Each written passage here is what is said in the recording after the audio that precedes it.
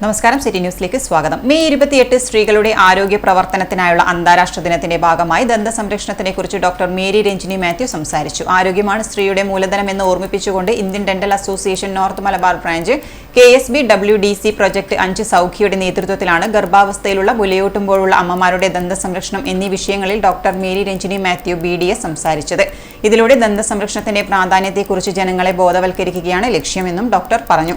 City ചാനലുമായി നടത്തിയ മുഖാമുഖം പരിപാടിക്കിടെയാണ് doctor oral ഹൈജീന്റെ ആവശ്യകതയെക്കുറിച്ച് ബോധവൽക്കരണം നടത്തിയത്.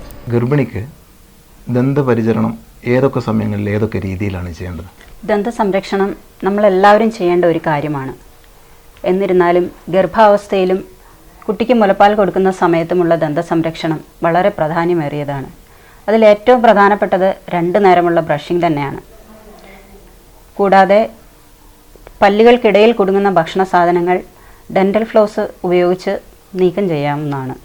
അമ്മയുടെയും കുഞ്ഞിൻ്റെയും പല്ലിൻ്റെയും എല്ലിൻ്റെയും ആരോഗ്യത്തിന് വേണ്ടിയിട്ട് സമീകൃത ആഹാരം കഴിക്കുക, ഡോക്ടറുടെ നിർദ്ദേശപ്രകാരമുള്ള കാൽസ്യം ഗുളികകൾ കഴിക്കുക, ഇതൊക്കെ ഈ സമയത്ത് ചെയ്യേണ്ടതാണ്. ഗർഭാവസ്ഥയിലുണ്ടാകുന്ന ഹോർമോൺ വ്യതിയാനങ്ങൾ പല്ലിൻ്റെ മോണയുടെ ആരോഗ്യത്തെ ബാധിക്കാനുള്ള സാധ്യതയുണ്ട്. അതുകൊണ്ട് മോണരോഗം തടയേണ്ടത് ഏറ്റവും ആവശ്യമാണ്.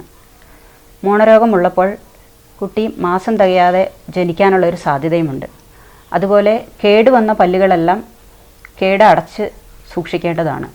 കാരണം നമുക്ക് എല്ലാ സമയത്തും ഗർഭകാലത്ത് ട്രീറ്റ്മെൻറ്റ് എടുക്കാൻ പറ്റുകയില്ല. ഗർഭകാലത്തിലെ 4, 5, 6 മാസങ്ങളാണ് ട്രീറ്റ്മെൻറ്റ് എടുക്കാൻ ഉത്തമം. അതുകൊണ്ട് അതിന് മുൻപേ ഉള്ള കാലത്തും 7, 8, 9 മാസങ്ങളിലും ട്രീറ്റ്മെൻറ്റ് എടുക്കാൻ നമുക്ക് സാധിക്കുകയില്ല. അതുകൊണ്ട് കേടുള്ള പല്ലുകളെല്ലാം അടച്ച് സംരക്ഷിക്കേണ്ടത് ഈ സമയത്ത് ആവശ്യമാണ്.